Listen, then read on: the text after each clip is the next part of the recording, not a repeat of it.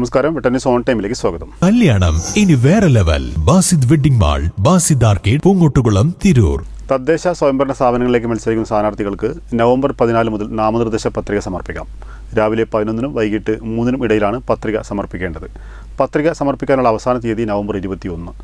നാമനിർദ്ദേശ പത്രികകളുടെ സൂക്ഷ്മ പരിശോധന നവംബർ 22-ന് നടക്കും.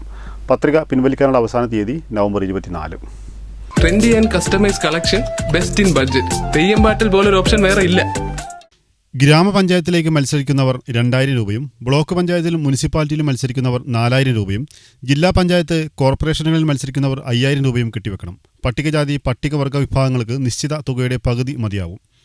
നോമിനേഷൻ നൽകുന്ന ദിവസം സ്ഥാനാർത്ഥിക്ക് 21 വയസ്സ് പൂർത്തിയായിരിക്കണം.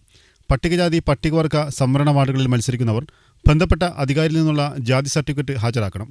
വരണാധികാരിയുടെയോ കമ്മീഷൻ അധികാരപ്പെടുത്തിയ ഓഫീസറുടെയോ മുമ്പാകെ നിശ്ചിത ഫോറം അനുസരിച്ച് സത്യപ്രതിജ്ഞയോ ദൃഢപ്രതിജ്ഞയോ നടത്തി ഒപ്പിട്ട് നൽകുകയും വേണം. സ്ഥാനാർത്ഥികൾക്കൊപ്പം 3 അകമ്പടി വാഹനങ്ങൾ മാത്രമേ വരണാധികാരിയുടെ കാര്യാലയത്തിന് 100 മീറ്റർ പരിധിക്കുള്ളിൽ അനുവദിക്കൂ. വരണാധികാരിയുടെ മുറിയിലേക്ക് സ്ഥാനാർത്ഥി ഉൾപ്പെടെ 5 പേർക്ക് മാത്രമാണ് പ്രവേശനാനുമതി.